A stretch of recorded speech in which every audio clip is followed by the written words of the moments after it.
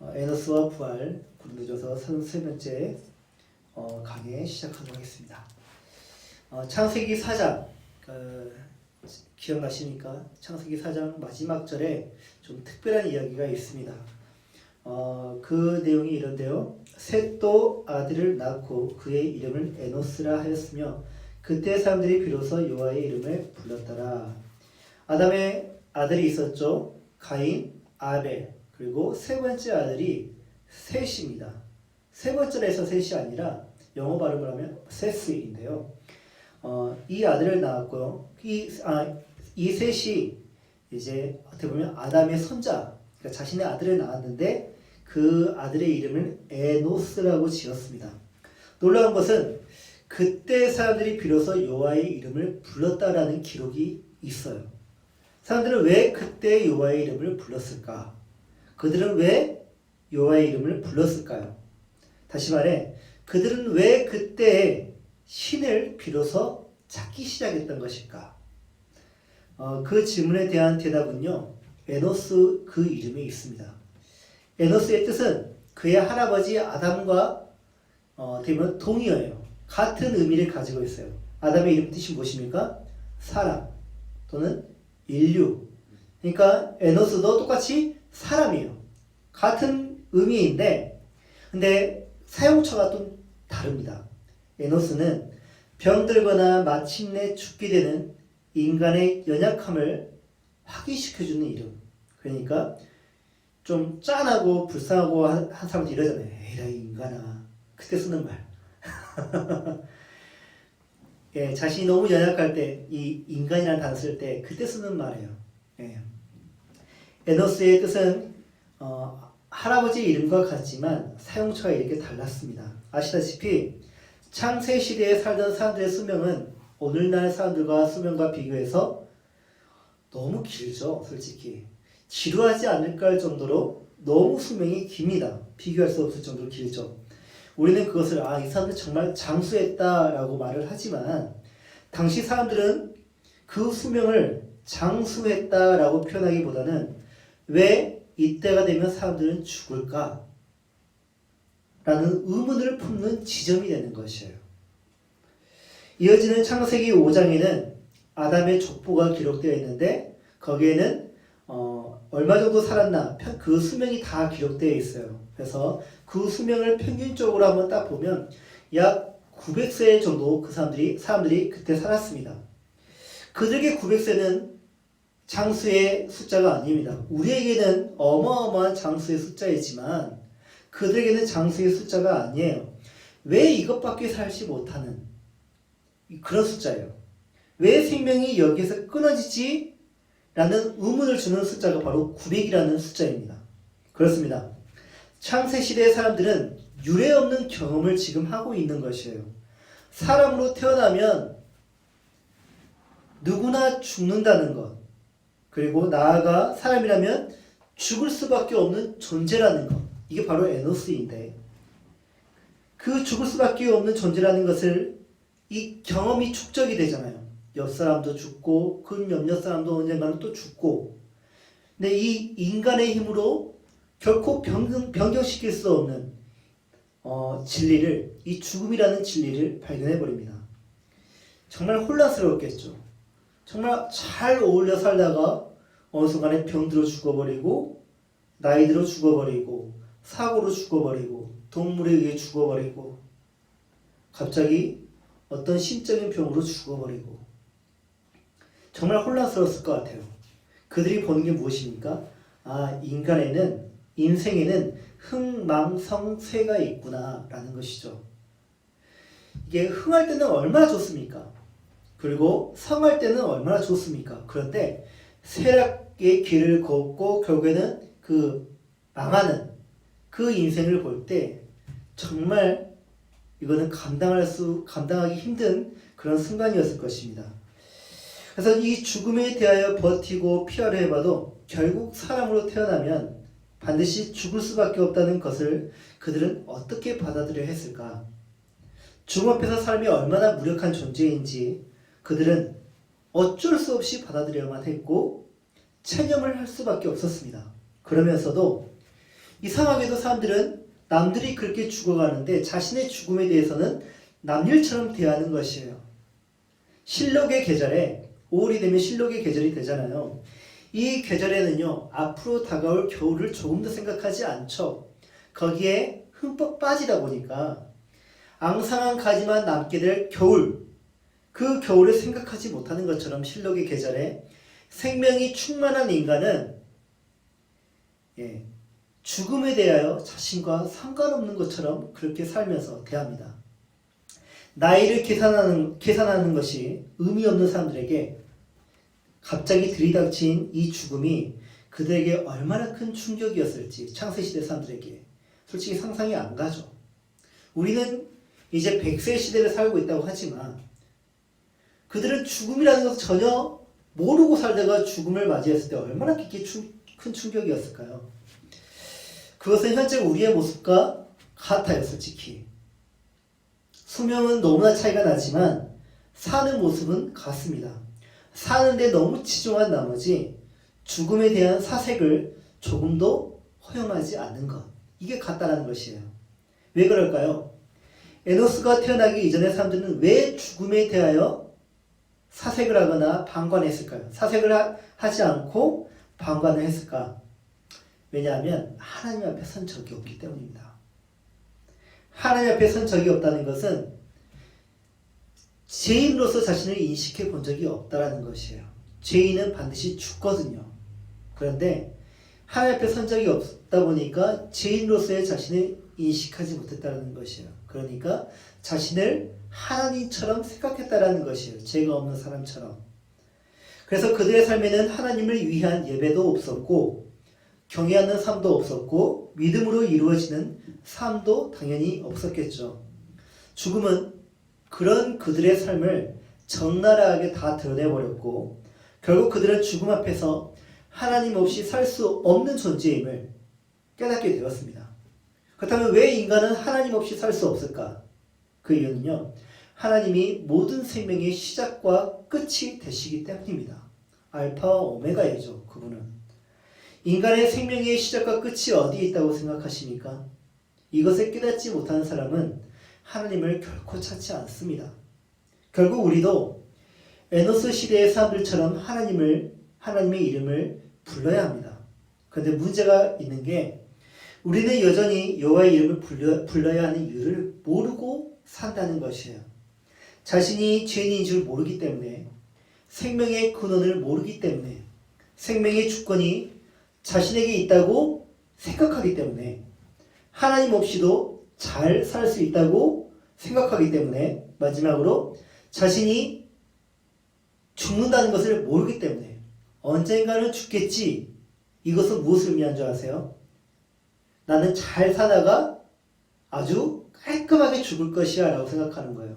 그런데 우리 주변의 인생을 보면 건강하다가도 갑자기 병으로 죽는 사람, 사고로 죽는 사람, 그냥 잘 호흡하다가도 호흡이 멎어서 죽는 사람들이 있습니다. 근데 그런 경우는 나에게 해당되지 않는다고 생각해요. 그게 문제라는 것이에요. 그래서 여호와의 이름을 부르지 않습니다. 버스가 고가도로를 넘다 뒤집어졌습니다. 그래서 많은 사람들이 죽었어요. 이 중 억울하게 죽은 사람이 있는데 누가 가장 억울하게 죽은 사람인지 한번 여러분들 한번 선택해 보시기 바랍니다. 첫 번째 사람, 결혼식이 내일인 총각. 억울하겠죠? 두 번째, 졸다가 한 정거장 도는 바람에 죽은 사람. 세 번째, 버스가 출발했는데도 억지로 붙잡아 간신히 탔던 사람. 네 번째, 69번 버스를 96번으로 보고 탄 사람. 누가 가장 억울할까요? 다 억울한데 저 같은 경우는 억지로 붙잡아 간신히 탔던 사람. 저 이런 경우 있거든요. 모두가 다 진짜 억울한 것 같죠. 그러나 이 다음의 것을 믿는 사람은 이러한 죽음을 본다 해도 억울하지 않습니다. 사람이 무엇을 믿을 때 그 죽음마저도 억울하지 않을까요? 그것은 바로 부활입니다. 예수님이 베드로와 야고보, 요한 이 세 제자를 데리고 어느 산에 함께 오셨습니다. 그리고 그곳에서 자신의 모습을 변형시키셨는데 그 모습은 인간이 죽어서 나중에 부활하게 될 완전체의 모습이었습니다. 근데 이 모습을 본 베드로가 황홀경에 빠져버렸어요. 그래서 그곳에서 초막셋을 짓자고 주님을 위해서, 모세를 위해서, 엘리야를 위해서 초막셋을 짓고, 자기 것도 안 짓고요. 자기 것은 필요 없어요. 그냥 그거 보는 것만 더 좋으니까. 그래서 여기서 영원히 우리 함께 살았으면 좋겠습니다. 라고 이상한 말을 합니다. 그 제안에는 무엇이 없습니까? 이 생에 대한 아쉬움이, 미련이 전혀 없어요. 그냥 여기가 너무 좋으니까. 이 생에는 누가 있어요? 베드로는 결혼한 사람이었거든요. 그러니까 아내가 있죠. 가족이 있죠. 자식이 있는지는 나오지는 않으나 자식이 있을 수도 있습니다. 또 세상에 자신이 이 사내 대장부로서 다 이루지 못한 또 어떤 계획이 있었을 것인데 그 모든 것들에 대한 미련을 조금도 가지지 않아요. 이 생에 대한 그 조금의 아쉬움도 가지지 않고 주님 여기서 우리 영원히 살죠 라고 횡설수설을 하는 것입니다. 이처럼 부활은 이전의 것을 조금도 생각하지 못할 정도의 완전하고 아름다운 것입니다. 그래서 부활을 믿는 사람은, 그 부활을 소망하며 사는 사람들은 이 세상에서 부당한 일을 당해도, 터무니없는 죽음을 당해도 억울해하거나 슬퍼하지 않습니다.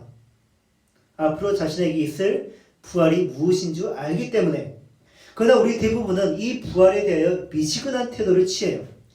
미지근한 태도란 부활에 대하여서도 부활이 내게 있어도 되는 것, 없어도 되는 것으로 여기며 우리는 대충 산다는 것이에요. 고린도 교회 교인들이 그랬단 말이에요. 현재 삶에 너무 치중한 나머지 죽음에 대하여서 조금도 생각하지 않아요. 여러분 같은 경우는 어떤 것 같습니까? 여러분의 인생은 무엇으로 채워질 때 가장 푸르고 희망과 소망이 넘치고 가장 즐겁고 이 가슴이 뜨거워지고 자신감이 넘치며 모든 두려움이 사라집니까? 무엇으로 채워질 때 그런 것 같아요? 제가 보니까 돈인 것 같아요. 돈만 이상하게 채워지면 사람들이 다 변해요. 별거 없는 사람들도 이 돈만 생기면 갑자기 가슴이 쫙 펴지고 얼굴에 생기가 돌고 눈빛이 달라집니다. 이처럼 많은 사람들이 돈으로부터 영향을 많이 받아요. 교양적인 답을 내놓는 사람들이 있습니다. 하지만 대부분의 사람들은 돈의 절대적인 영향을 받더라고요. 저 역시 돈으로부터 영향을 많이 받습니다. 돈의 힘은 그만큼 대단합니다. 누가 주식으로 돈 많이 벌었다 하면 이상하게 배가 아파요. 이게 영향을 받는다는 거 아니겠습니까? 그래서 주식에 대한 호기심이 생기잖아요. 이게 우리가 돈으로부터 영향을 받는다는 것이에요. 돈은 이 사람의 감정을 들었다 놨다 하기도 하고요. 인생의 비전이 있지 않습니까? 그 비전의 채널을 돈이 순식간에 바꿔놓기도 합니다. 이런 경우 다음과 같은 증상이 나타나는데, 예수 그리스도는 신앙생활을 한달지라도 예수 그리스도는 인생의 옵션이 돼요. 있어도 되고 없어도 되는 것. 부활신앙은 어느 때만 필요하다고요? 장례식 때만 필요하다고요. 신자의 윤리는 해도 되는 것, 안 해도 되는 것. 그것은 선택사항. 이 모든 일은 부활이 없다고 믿을 때 생기는 증상들이에요. 그리스도인이라면 부활에 대해 다 알고 있잖아요. 죽어서 부활한다고 다 그렇게 믿고 있잖아요. 그래서 부활의 신앙을 다 가지고 있잖아요. 그러나 이 삶이 부활의 신앙을 밖으로 드러내지 않으면, 밖으로 나타나지 않으면 그것을 믿는 것이 아니라 단순히 지식적으로만 알고 있는 것 뿐입니다. 지식과 믿음은 서로 다른 영역이거든요. 하나님을 지식적으로만 아버지로 아는 자는요, 자신이 큰 죄를 지었을 때 그 하나님을 두려워합니다. 그 하나님으로부터 버림을 받을까봐 두려워 떱니다. 나아가 그 하나님으로부터 버림받지 않기 위해 무엇을 하냐? 착한 행실로 하나님을 한번 감동시켜 보려고 무언가를 하는 거죠. 헌금도 해보고 봉사도 해보고 교회 일도 해보고 그렇게 해서 하나님의 아버지의 마음을 사보려고 이거는 하나님을 지식적으로만 아는 것이지 아버지로 믿는 것이 아니에요. 그러나 하나님을 아버지로 바르게 알고 그것을 믿는 자는 죄를 지어도 긍휼을 바라는 가운데 하나님 아버지께 나아갑니다. 아이가 잘못하면 아버지를 피하여 도망가는 것이 아니라 현관문 밖으로 도망가는 것이 아니라 울면서 아버지께 오잖아요. 아버지가 때릴 것 같아서 무서우면서도 아버지한테 오잖아요. 이게 아버지와 자식 간의 그 관계에서 나타나는 그런 모습들이거든요. 자식은 아버지가 어떤 분인 줄 알기 때문에 어떤 관계인지 알기 때문에 그 안에서 그렇게 관계하는 것이에요. 여러분은 부활을 믿습니까? 정말 부활을 믿는다면 여러분의 삶은 부활에 관한 열매가 삶의 안에서 맺어져야 할 것입니다. 그렇다면 부활을 믿는 신자에게 열리는 열매란 무엇일까? 우리 삶을 통해 맺어져야 할 열매란 우리의 삶이 이 세상에 드러내야 할 부활의 열매란 무엇일까? 그것을 한번 알아보도록 하죠. 사도 바울은 고린도 교회에게 부활이 있지 않으면 다시 말해 죽은 자들이 도무지 다시 살아나지 못한다면 우리에게 있는 것 다음의 세 가지가 의미를 잃게 된다고 말을 합니다. 부활이 없을 때 의미를 잃게 되는 세 가지는 무엇일까? 첫째, 죽은 자와 관련된 세례가 의미를 잃게 되고, 둘째, 복음 전도를 위한 위험이 의미를 잃게 되고, 셋째, 기독교 윤리 실천의 의미를 잃게 됩니다. 당시 고린도 교회 안에는요, 순수한 신앙만이 있지는 않았어요. 그러니까 오랫동안 우상을 섬겼던 사람들이기 때문에 또 그 문화 속에서 살던 사람들이기 때문에 그 옛 종교에서 비롯된 사상이나 의식이 기독교 신앙의 혼합이 되는 경우가 있었습니다. 그것이 바로 대신적 세례입니다. 죽은 자들을 위해 대신 세례를 받아주는 것이에요. 그러니까 내가 예수를 처음 믿었어요. 근데 우리 아버지 어머니가 예수를 안 믿고 돌아가셨잖아요. 이미. 내가 이 세례를 통해서 엄청난 복을 받았는데 이 부활의 신앙을 가지게 되는데 내 사랑을 가족을 생각하면 어때요? 마음이 너무 아픈 거예요. 그래서 어떻게 해요? 대신 세례를 받아주는 것이에요. 말도 안 되는 것이죠. 솔직히. 말도 안 되는 것인데 과거의 옛 종교가 그렇게 혼합되다 보면 그렇게 되는 것이에요. 그러니까 기독교 안에 천주교가 있잖아요. 근데 그 천주교는 제사를 지내잖아요. 그런 비슷한 그것과 비슷해요. 부활을 믿는 신앙이 과거의 종교와 혼합된 사례에 의해 이 성경에 언급되기 부적절해 보이지만 바울은 그 대신적 세례가 맞다라고 주장하기 위해서 이 이야기를 하는 것이 아니라 부활의 신앙이 얼마나 중요한지를 강조하기 위해 그것을 꺼내는 것입니다. 그러니까 대신적 세례를 통하여 부활이 없을 때 그 너희들이 그렇게 부모님의 세례를 위해서 수고했던 그 모든 것들이 부활이 없다면 어떻게 되겠느냐? 죽은 너희 가족들이 어떻게 되겠느냐? 그러면 부활이 있어야겠느냐? 없어도 되는 것이냐? 라고 묻는 것이에요. 이어 사도 바울은 복음 전도의 위험을 언급합니다. 아시다시피 바울은 모든 사람들에게 복음을 전파하기 위해 모든 이방인들에게 복음을 전파하기 위해 모든 위험을 다 무릅썼습니다. 강도도 만나고 죽을 뻔한 지경이 얼마나 많았는지 파선도 당하고 독사에게도 물리고 돌에 맞아 죽을 뻔하기도 하고 태형도 맞고 근데 그 모든 위험이 있음에도 불구하고 그게 눈앞에 있음에도 불구하고 그는 담대하게 복음 전파로 뛰어들었습니다. 불 속이라도 그는 뛰어들었습니다. 왜냐? 부활을 믿기 때문에요. 부활을 믿지 않았더라면 그는 그렇게 사지에 자신을 던지지 않았을 것입니다. 이처럼 부활은 복음 전도의 동력이 됩니다. 그리고 담대한 신앙의 동력이 되죠. 과거 이 조선 땅에 들어온 선교사들이 조선 땅이 좋아서 아름다워서 들어왔습니까? 조선 땅은 그들의 눈에 보였을 때는 미개한 나라였거든요. 미개한 민족이었거든요.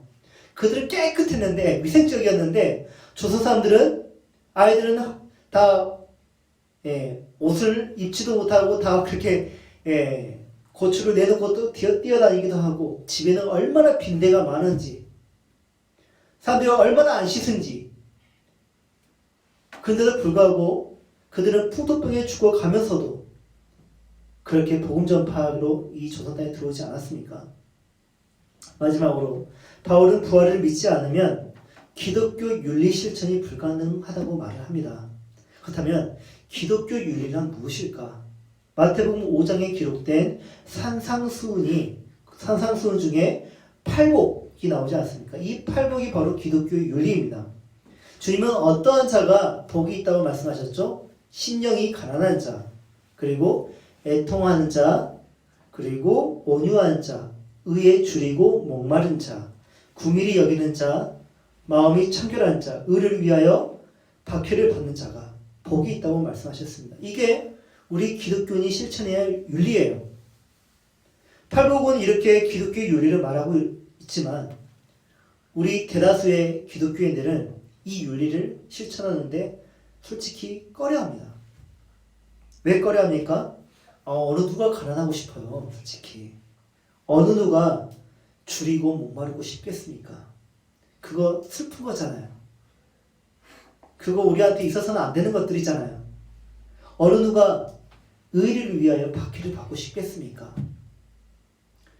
멋진 믿음의 선배들을 많이 봤지만 그래도 나에게서는 피하고 싶은 그런 거 아니십니까? 놀라운 것은 그런 기독교 윤리를 실천하는 사람들이 있다라는 것이에요. 그들에게는 공통점이 있습니다. 어떤 공통점이 있느냐? 한결같이 부활의 신앙을 믿는다는 것이에요. 어떻게 해서 부활의 신앙은 그와 같은 삶을 가능케 만드는 것일까요? 이 생의 삶이 전부가 아니기에, 그것은 실상의 그림자에 불과하기에, 죽은 후에 영생이 있음을 알기에, 그 영생의 삶은 이 세상의 것과 비교할 수 없는 완전하고 완벽한 것이기 때문에, 그것을 알기 때문에 자신의 삶에 그와 같은 삶을 허락할 수 있는 것입니다. 그런데 그런 줄 알고 이렇게 살았는데 진짜 부활이 없으면 어떻게 될까요? 이것보다 억울한 인생이 있습니까? 비참해도 너무 비참한 인생 아닙니까? 그것은 속은 삶이고 사기당한 삶 아닙니까? 자기가 믿기 때문에 어떤 일을 실천했던 사람들이 있습니다. 그 사람들이 바로 가미카제, 일본인 신도들. 그 사람들은 그렇게 자신의 나라를 위하여서 스스로 인간폭탄이 되어서 그렇게 죽으면 엄청난 복이 주어진다고 생각해서 그런 일을 저질렀죠. 이슬람 테러리스트도 바로 그렇습니다. 그들이 죽으면 수많은 여자들이 자신들의 시종이 되고, 그리고 수많은 그런 금은보화가 주어진다고 생각하기 때문에 그런 일을 저지르는 거 아니겠습니까? 근데 그게 실상이 있을까요? 없으니까 우리가 안 하는 거 아니겠습니까? 부활이 없다면 정말 불쌍한 사람들이 누구냐? 바로 우리란 말이에요. 그래서 현재의 삶과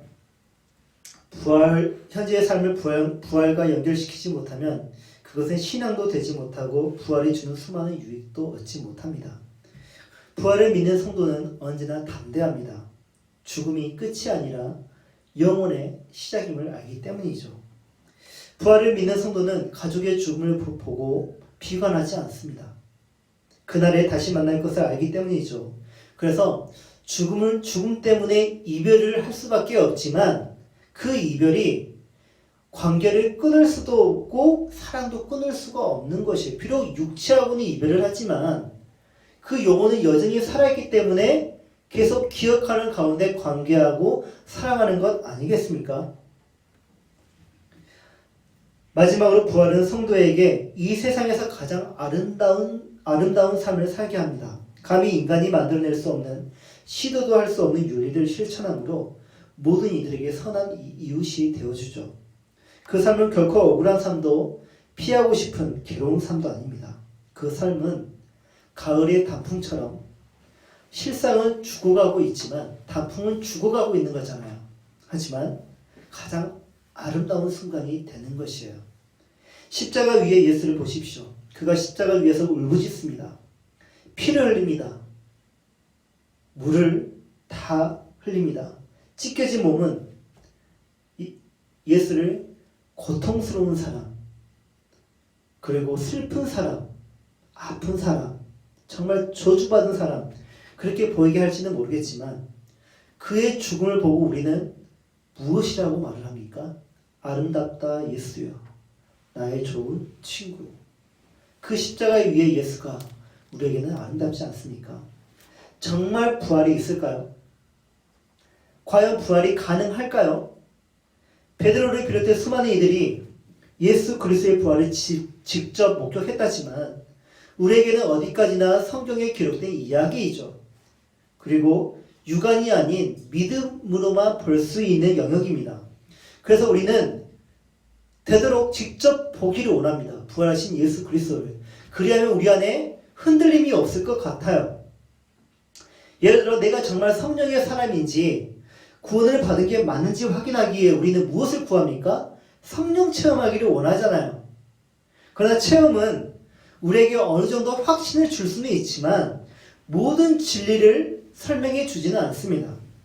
우리에게 잘 알려진 새인 백조라는 새가 있죠. 백조. 이 백조는 흰 깃털을 가졌기 때문에 백조입니다. 아름다운 자태를 가지고 있기 때문에 백조라는 이름이 지어졌습니다. 사람들은 백조는 다 무조건 희다고 생각했어요. 그런데 어떤 탐험가가 호주에 갔는데 거기 어떤 백조가 있어요? 검은 백조가 있어요. 백조라는 그 이름 자체가 모순이 되는 것이에요. 이처럼 경험은 모든 것을 다 말해주지도 않고요. 100% 확신을 주지 못합니다. 그러면서도 경험은 우리에게 합당한 이치를 깨닫는 데 도움이 되기도 합니다. 사계절을 경험하면 봄, 여름, 가을, 겨울, 그리고 뭐죠? 봄. 계속 가잖아요. 이게 사계절이잖아요. 이런 순환이 이루어지잖아요. 그래서 지금 겨울이지만 이제 조금만 지나면 우리는 무엇이 온다고 우리는 예상할 수 있습니까? 예측합니까? 봄이 온다는 것을 예측합니다. 이거 99%입니까? 아니면 100%입니까? 100%잖아요. 겨울이 예상보다 길어도 우리는 봄의 소식을 의심하지 않습니다. 인류는 그 경험을 가지고 무엇을 만들어냈죠? 달력. 그 달력에는 무엇이 기록되어 있습니까? 24절기. 우수에는 무엇이 내리죠? 비가 내려서 싹이 트고, 경칩에는 무엇이 깨어나죠? 개구리가 깨어나고, 고구에는 농사비가 내리고, 소서에는 이제 여름 더위가 시작되고, 백로에는 이슬비가 내립니다. 이처럼 경험은 앞으로 있을 현상들에 대한 축적된 정보가 되어서 일어날 가능성을 보여주죠. 그 가능성 중 100%의 가능성, 즉 진리를 드러내주는 경험이 있는데 사도 바울은 그 경험을 가지고 신자의 부활의 가능성을 설명하려 합니다. 그렇다면 사도 바울은 무엇을 가지고 우리는 나중에 부활한다 라고 설명했을까요? 그것은 다름 아닌 씨앗입니다. 씨앗. 여러분, 씨앗이 가지고 있는 잠재성은 무엇입니까? 여러분이 가진 씨앗 중에 장미 씨앗이 있다고 해봅시다. 그 장미 씨앗이 가지고 있는 잠재성은 무엇입니까? 장미의 그 본연의 향기. 그 씨앗에는 그 냄새가 안 나요. 근데 이걸 심으면 그 향기를 내뿜는 장미가 피어날 것이다라는 그 잠재성. 그리고 우리가 특히 좋아하는 색깔, 그 붉은 장미, 그 아름다운 색깔, 그리고 꼭 나비와 벌에게 제공할 달콤한 꿀이 그 꽃송이 안에 맺어질 것을 우리는 알고 있죠. 그것은 잠재성일 뿐 아직 나타나지 않은 것이잖아요. 그렇다면 그 모든 잠재성이 실제가 되기 위해서 씨앗에 무슨 일이 일어나야 합니까? 씨앗은 썩어져야 돼요. 다시 말해 그 모습 자체가 없어져 버려야 돼요. 그래야만 다른 모습으로 태어난다라는 것이죠. 신자의 죽음이 이와 같습니다. 씨앗이 죽지 않으면 다시 살아나지 못하는 것처럼 신자가 죽지 않으면 다시 살아나지 못합니다. 그리고 신자가 씨앗처럼 죽는다면 마침내 신자는 새 생명으로 다시 태어나게 되는데 그 부활체는 이전의 것을 감히 비교될 수 없는 아름다운 것으로 바뀌죠. 장미 씨앗으로 장미의 완전한 모습을 감히 예상할 수 없고 미리 판단할 수 없는 것처럼 인간의 부활체 역시 지금 이 모습으로 인간의 부활을 상상할 수 없는 것입니다. 오죽했으면 베드로가 그런 행동을 했겠어요. 우리는 부활이 여기에서 조금 젊어진 모습, 내 몸에 병이 없어지는 것, 또 내가 원하는 게 있잖아요. 피부가 좀 더 좋아지고 키도 좀 더 커지고 날씬해지고 그게 부활체의 모습이 아닐까라고 생각하지만 베드로도 그렇게 생각했을지 모르겠어요. 그러나 예수님의 그 모습을 보고 베드로는 황홀에 빠져버립니다. 정신을 놓아버려요. 얼마나 아름답기 때문에 그랬는지 모르겠지만 부활이 가능한가? 라고 묻는다면 씨앗의 부활은 가능한가? 라고 되물어보십시오. 씨앗의 부활을 의심하는 사람이 있습니까? 그렇다면 그런데 왜 몸의 부활은 의심하십니까? 몸의 부활을 믿었던 사도 바울은 이렇게 말을 합니다. 나는 날마다 죽노라. 나 오늘 죽어도 돼. 괜찮아. 그는 종일의 죽음을 당했고요. 매일의 죽음을 늘 맞이했고요. 죽음의 연속 속에서 날마다 부활하는 자신의 모습을 보여주면서 부활하신 그리스도 예수 안에 자신이 있음을 단언하면서 자랑했습니다. 그가 매일 죽었는지 어떻게 알 수 있습니까? 라고 묻는다면 그의 삶을 보시면 알죠. 매일 죽고 부활하는 그의 삶 속에 어떤 향기가 뿜어져 나오고 어떤 고유한 색깔이 나오는지 어떤 형체가 모습이 열매가 나타나고 맺혀지는지 보면 알 수 있지 않겠습니까? 사도 바울의 삶은 이 땅에 속한 삶이라기보다는 하늘에 속한 삶이었잖아요. 그의 삶은 세상 사람들에게 속한 삶이 아니라 짐승적인 삶이 아니라 본능에 충실한 새와 물고기의 삶이 아니라 늘 광채를 내며 모든 이들에게 빛이 되어주고 또 길이 되어주는 하늘의 해와 달과 별과 같은 삶이 되어주었습니다. 우리는 가장 영광스러운 육체를 입게 될 사람들이거든요. 언제까지 우리가 짐승의 육체를 탐해야만 하겠습니까? 짐승의 육체가 솔직히 부러울 때도 있죠.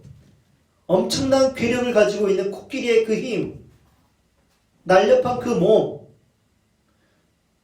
정말 높은 곳에 뛰어내려도 다치지 않는 그런 모습을 보면 정말 부럽기도 해요. 짐승이 오래 살잖아요. 오래 사는 짐승이 있잖아요. 부럽기도 해요. 그러나 그거는 짐승의 삶이지 우리 인간의 삶이 아니란 말이에요. 우리는 부활을 믿는 신자의 삶을 살아내야 합니다. 박윤선 박사는요, 계시 의존 사색이라는 신학 용어를 만듦으로써 모든 신자가 하나님의 계시인 성경에 의존하여서 신학적 사고를 해야 한다고 주장했습니다. 여러분들은 삶과 죽음에 대하여 생각할 때 무엇에 근거하여 무엇에 의존하여 생각하고 사색을 하십니까? 특히 요즘 같은 때 포스트 코로나 시대를 살면서 교회의 행보들을 다 보지 않습니까? 비대면 예배에 대해서 또 선교에 대해서 어떤 입장을 여러분은 고수하는 것 같습니까?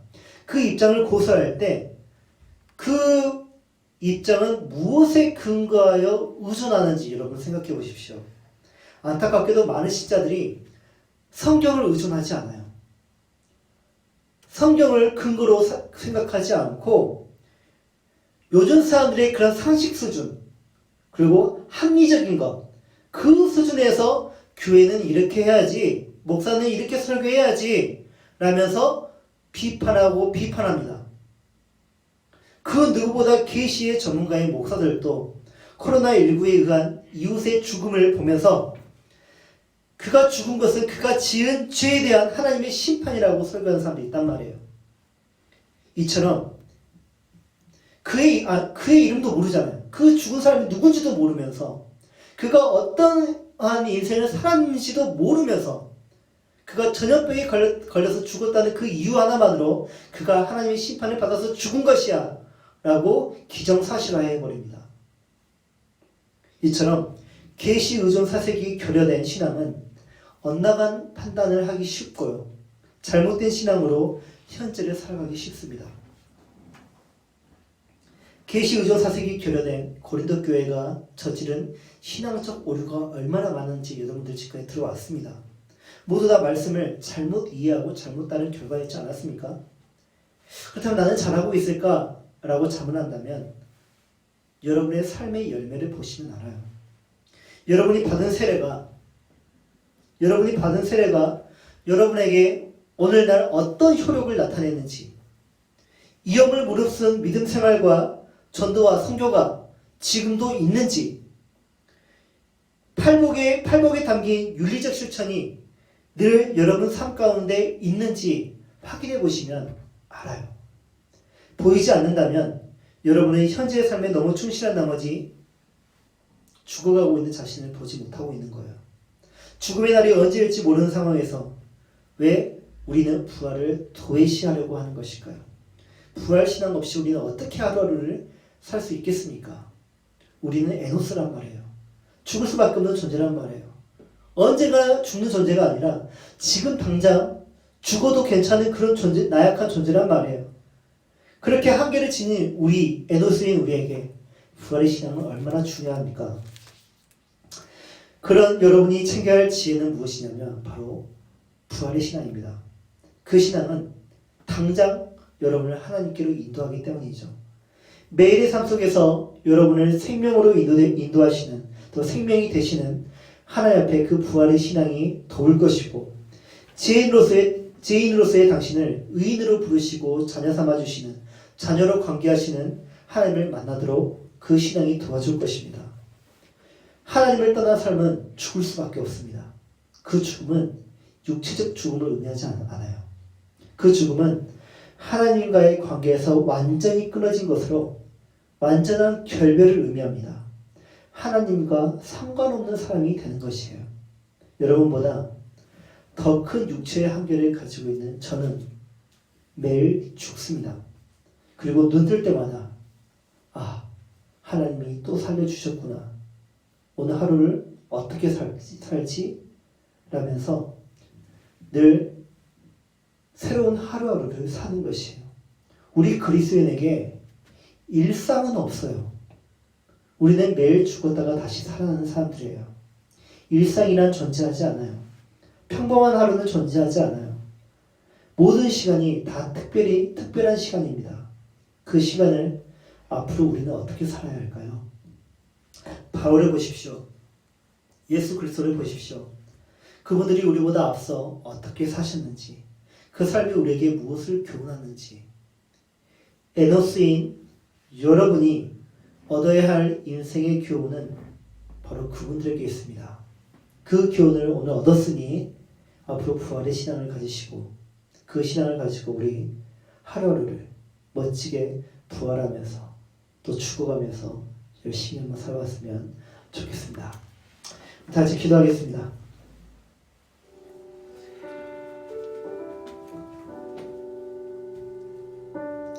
세상을 구원하기 위해서는 예수가 반드시 해야 할 일이 있었습니다.